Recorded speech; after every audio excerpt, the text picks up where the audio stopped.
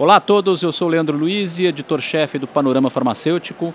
E é uma honra estar aqui no BNcast, uma parceria do Panorama com a Naturaltech e com a BioBrasil Fair. E hoje temos um convidado especial aqui conosco, Felipe Campos, líder de Marketing Insights da Close-Up International, que vem trazer dados inéditos e muito quentes sobre esse mercado que não para de crescer e que tem nas farmácias um canal realmente cativo. Obrigado pela presença, Felipe. Obrigado, Leandro. Eu que agradeço o convite. É uma honra a gente poder participar dessa feira tão especial, desse podcast que a ideia é a gente conseguir levar conteúdo e informação de qualidade para o pessoal. Muito bacana, Felipe. Bom, a gente, nos bastidores já estava conversando um pouquinho sobre esse segmento de produtos naturais e suplementos. E é impressionante, falando em venda para farmácias, como esse mercado saltou. Nós estamos falando de um intervalo de 5 anos de um valor, vendas de abaixo de 190 milhões, há 5 anos mais ou menos, e agora passando de 700 milhões. Fala Exatamente. Um pouquinho desse potencial do mercado. O mercado, olhando agora esse último dado que a gente tem anualizado até abril, a gente está falando de um mercado de 790 milhões de reais. Então, realmente, quase 800 milhões de reais nesse último ano. Então, é um crescimento bastante grande. Se você falar e comparar com 5 anos atrás, olhando aqui na minha colinha, de 190 milhões. Então, um crescimento médio de 38% ao ano. E mais do que isso, o que chama a atenção é que o crescimento maior veio nesse último ano, de 24 para 25, que é onde a gente vê uma taxa de crescimento aí beirando 70% em valor. Então é uma categoria que vem se acelerando muito e vem ganhando muito espaço no canal Pharma. É um ponto que chama a atenção porque cresce bem acima da média das outras categorias. Agora, interessante esse movimento desse ano, desse último ano em particular.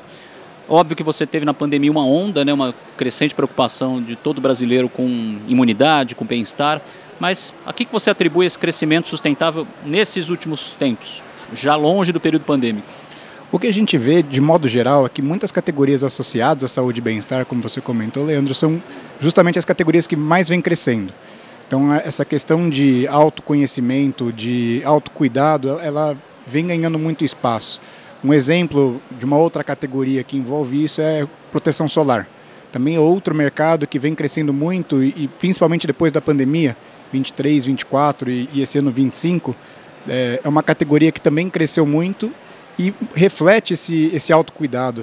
Os produtos de uso diário, de autocuidado, de proteção solar, eles vêm crescendo muito. Então, eu estou fazendo esse paralelo como um outro mercado de cuidado pessoal. Mas o brasileiro não está mais só usando protetor, por exemplo, quando ele vai à praia. Ele começa a usar, inclui isso na rotina dele de dia a dia. Então essas categorias de saúde e bem-estar como um todo, elas realmente vêm crescendo e vêm ganhando. Outro aspecto que chama a atenção também, acho que o sortimento dessas categorias de suplementos também vem crescendo muito. Então as opções, as barrinhas, os sabores, isso vem evoluindo muito e também ajuda a atrair o consumidor para esse mercado. Então são alguns pontos que a gente vê que ajudam a explicar esse crescimento tão grande. Agora, vamos esmiuçar um pouco mais esses indicadores. Quais são os principais motores desse crescimento? São lançamentos? Você tem um ritmo... Óbvio que a indústria mantém esse fluxo de novos produtos, mas isso está atrelado a novidades ou tem uma questão ligada a volume e mix que está ganhando corpo no varejo? São vários elementos, A gente até decompõe esse crescimento e pegando aqui os grandes números. Se a gente fala de suplementos esportivos, a maior parte hoje cresce por volume. Então, os próprios produtos, se eu pego esse último ano, os próprios produtos estão girando mais. Então, também não é um impacto em preço. Preço tem um elemento positivo, mas não está acima da inflação, por exemplo, o crescimento de preço nesse mercado. E outro ponto, outro elemento que vem justificando o crescimento dessa categoria é o que a gente chama de trade-up de produtos. O que é o trade-up de produtos? É quando o consumidor ele compra produtos mais premium, ele compra produtos de um ticket médio maior. Então isso acaba explicando um crescimento em valor da categoria. Então o consumidor está comprando mais e ele está comprando produtos de maior valor agregado. E com isso o mercado em valor, em vendas, ele acaba crescendo de uma forma bem consistente. O que é saudável, porque tem muitas categorias que elas caem em volume e só crescem por preço. Só que chega uma hora que você não consegue repassar tanto preço ao consumidor. Existe um conceito de elasticidade de preço, que é o quanto que o consumidor está disposto a pagar a mais por uma categoria, por um produto. Isso tem um limite, você não consegue esticar a corda e aumentar tanto o preço. Nesse caso, a gente vê que é um crescimento por volume, então realmente é um cenário bem positivo para esse mercado. Quer dizer, o risco de canibalização das vendas via preço, ele praticamente não existe nessa categoria. Quer dizer, você tem um consumidor apto e disposto a investir, né, mesmo que essa cesta seja um pouco mais premium, digamos assim. Exatamente. Então esse é um cenário bom tanto para a indústria quanto para o varejo, porque você está vendendo mais produtos, você consegue repassar preço, então o preço aqui ele é positivo. E mesmo assim aumenta o volume, então você aumenta o preço e aumenta as suas vendas. Esse é um cenário ótimo. E para o varejo são categorias que eles complementam a cesta. Na farmácia, as categorias de cuidados, né, de suplementos esportivos, elas não são ainda uma categoria destino, elas são uma categoria de compra complementar. As lojas especializadas ainda são o grande volume desse mercado, mas o farma é um canal cada vez mais de conveniência. A gente, como consumidor, vai na farmácia para tentar resolver nossa vida. Então eu vou, já compro meus cremes, já compro shampoo, já compro itens de cuidados pessoais e medicamentos que eu só posso comprar na farmácia. Então eu acabo fazendo toda a minha cesta de compras e é um canal que está cada vez mais próximo do consumidor. Então eu tenho muitas lojas agora de bairro. Antes da pandemia, a gente tinha, Leandro, um movimento muito grande, não movimento, mas eu tinha muitas farmácias concentradas em centros comerciais. Sim. E com a pandemia, o que aconteceu? As farmácias de bairro começaram a ganhar muita relevância. Então a gente viu um movimento crescente das independentes, que são as farmácias que não são parte das grandes redes. Aquela farmacinha do seu João da esquina, que sempre esteve perto da sua casa, que tem muito no interior. Essas farmácias tiveram um crescimento muito grande na pandemia. Só que as grandes redes, elas não estão vacilando no ponto. Elas começaram a abrir muitas lojas também em regiões residenciais, que boa parte dessa demanda, também por conta do home office, um pouco da mudança dessa dinâmica de trabalho, acabaram que uma parte dessa demanda foi para essas farmácias de bairro. Então as grandes redes hoje já estão presentes em muitas farmácias de bairro, principalmente nos grandes centros, no interior, em cidades menores. Ainda tem uma prevalência muito grande de farmácias independentes e as associações que a gente chama, mas nos grandes centros hoje as farmácias já chegam muito próximo aí dos consumidores e isso faz com que você tenha mais capilaridade e o consumidor ele acaba comprando muito mais na farmácia do que em outros canais. E ela virou um grande shopping center, né, como se brinca durante a pandemia, porque você tinha pouquíssimo acesso a outros canais, a outros, né, estabelecimentos, e a farmácia continuou funcionando e aproveitou, digamos assim, essa onda, né? Exatamente. Um número para ilustrar esse ponto que você trouxe é o seguinte: em média, uma grande rede, uma top rede de farmácia, ela tinha 10 mil SKUs em 2022, 10 mil produtos diferentes por loja em 2022. Esse ano já está em 12 mil, 20% a mais. Então, o sortimento médio por loja da farmácia ele vem crescendo de uma forma constante nos últimos anos. E isso faz com que você tenha mais disponibilidade de produto e vai fidelizando mais o consumidor. Então, você como consumidor, conseguindo ir na farmácia e comprando todos os seus produtos que você precisa, é ótimo. Você não precisa ir em vários lugares diferentes. Exato. Então, eu tenho que ir no mercado para comprar uma coisa, ir na farmácia para comprar outra e numa loja de conveniência para comprar um terceiro. Você podendo comprar tudo em um lugar só é muito mais fácil, muito mais cômodo. E você democratiza, né? Porque são públicos mais, né, generalistas e heterogêneos que você encontra nesses PDVs. Né? Exatamente. As personas, né, que a gente chama que frequentam a farmácia, elas vão aumentando. Antigamente era, né, a pessoa que estava doente, precisava de algum medicamento, ia na farmácia e comprava aquele medicamento. Muitos idosos tinham essa compra frequente na farmácia. Hoje em dia não. Hoje em dia você tem vários públicos distintos que acabam frequentando a farmácia para comprar diversos produtos e com bem-estar em mente, aquele ponto que a gente estava conversando agora no início. E outro dado que me chamou a atenção, é realmente impressionante, porque a tendência natural em qualquer ciclo de expansão de categoria é sempre, um primeiro momento pelo menos, haver uma concentração, né? Seja por região, seja por PDV, e você está trazendo dados que contrariam um pouco esse cenário, né? Me fala um pouquinho sobre isso e como naturalmente essa realidade vem ajudando a democratizar o acesso a esse gênero de produtos. Trazer alguns grandes números. Em 2023, em maio de 2023, a gente tinha cerca de 30 mil farmácias com suplementos esportivos, né, com essa categoria de suplementos esportivos. Hoje são mais de 34 mil. Então a gente vê uma capilarização muito grande. O que puxa, né, se eu vejo os segmentos de farmácias que puxam isso, tem as grandes redes, que elas vêm crescendo. Hoje eu tenho cerca de 14 mil lojas de grandes redes e dessas 13.500 já tem algum produto de suplemento esportivo, ou seja, praticamente todas as grandes redes já trabalham com algum produto dessa categoria. E o que a gente chama de farmácias associativistas. Para quem não conhece, as farmácias associativistas são farmácias independentes que se associam para ter um benefício de compra e para ter um apoio estruturado de sortimento, de estrutura de custos. Então, tem grandes associações que acabam ajudando essas farmácias independentes a crescerem de uma forma mais estruturada. E hoje é um canal, dentro do Pharma, é um dos subcanais que mais acaba crescendo. E também é um canal que saiu de 9 mil lojas, mais ou menos, com produtos de suplementos, já está em mais de 10 mil, quase 11 mil. E com muita atuação em regiões de médio porte, né, que acabam também ajudando a atrair novos públicos. Né? Exatamente. O que a gente vê é que o crescimento ele não está concentrado, por exemplo, só no Sudeste. A gente enxerga esse crescimento duplo dígito em todas as regiões. Então, só pegando aqui minha colinha, mas a gente vê crescimento Sudeste, Sul, Nordeste, praticamente todas elas aqui, ó. O Nordeste chamou a atenção, tem um percentual muito representativo. Né? Se eu olho no crescimento nos 4 primeiros meses do ano, 78% no Nordeste, 68% no Sudeste, tudo isso em valor. 77% no Sul, 69% no Norte, 41% no Centro-Oeste. Então, não é uma categoria que está muito concentrada no Sudeste, não mais do que a distribuição normal de uma farmácia. Então, esse crescimento e essa concentração está bem heterogênea.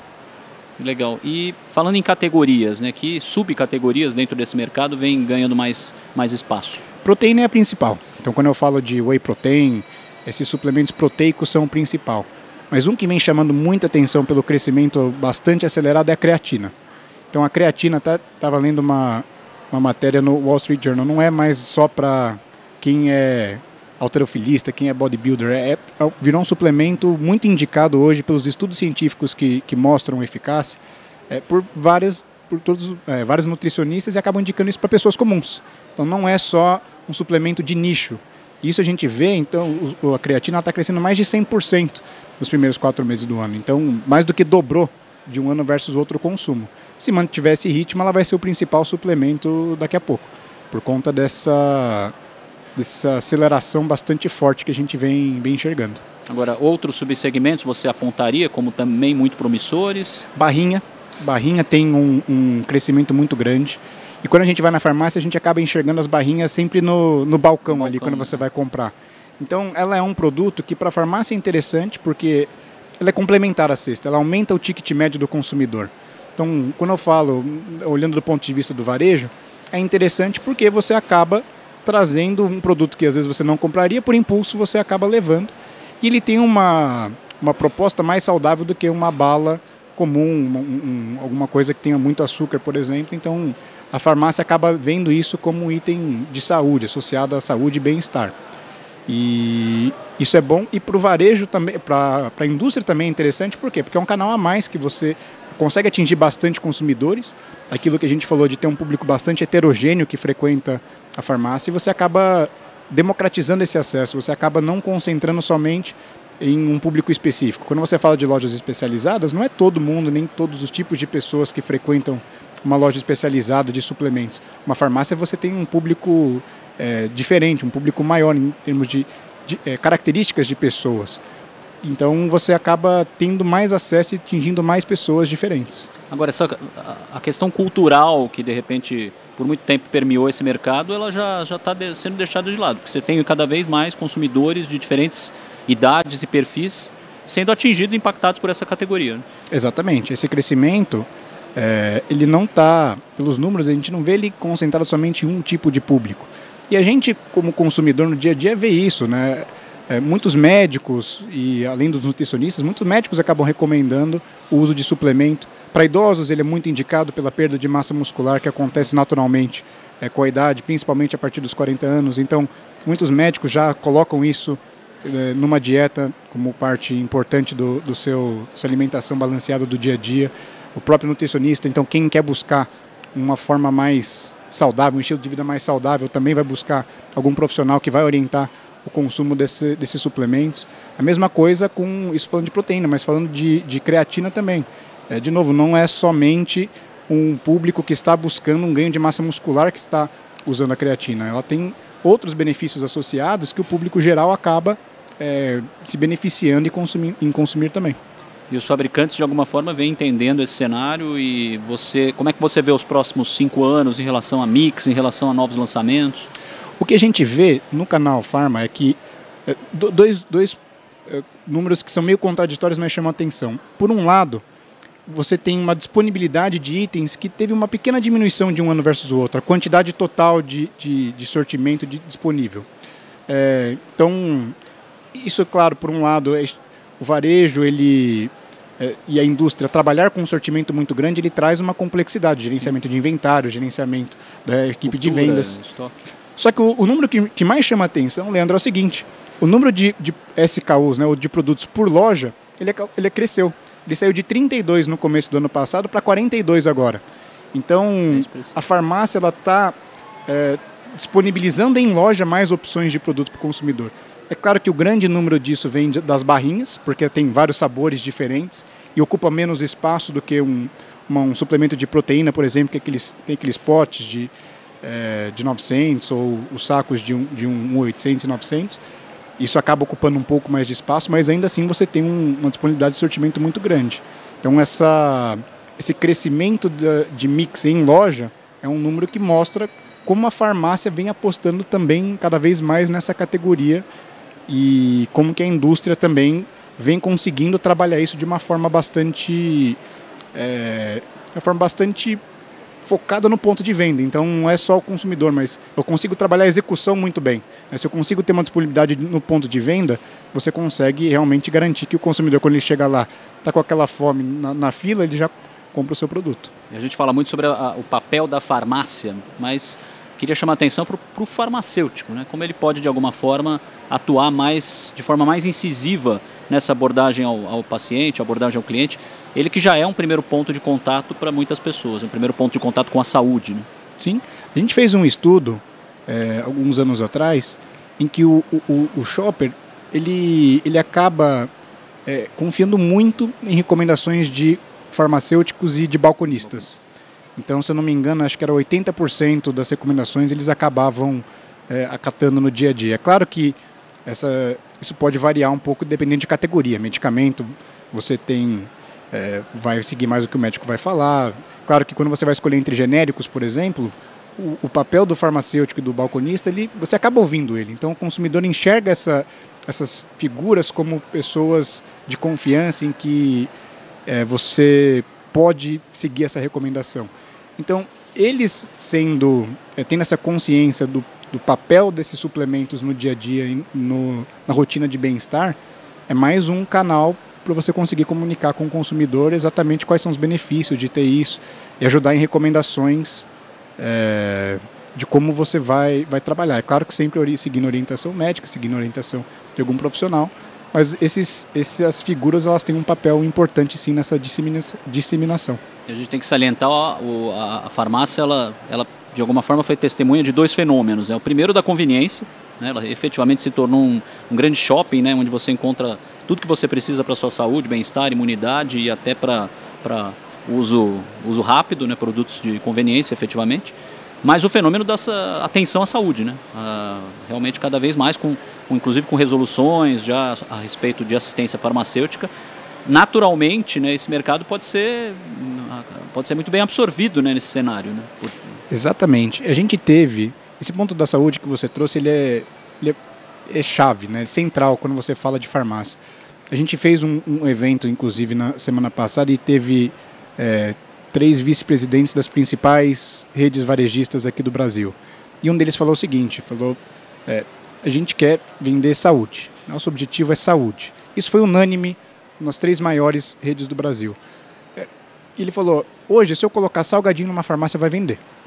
Porque, de novo, é um canal de conveniência, o meu público está lá, ele vai comprar.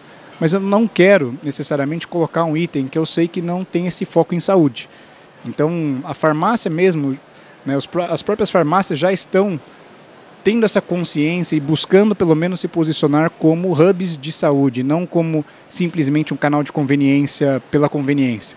É uma conveniência voltada à saúde. Então, esse movimento, cada vez mais, a tendência é a gente enxergar produtos realmente voltados para essa parte de saúde e bem-estar e não somente produtos por vender. Porque, sabe, se colocar, vai vender. Mas ela tem essa pegada de saúde, ela tem esse propósito ou não?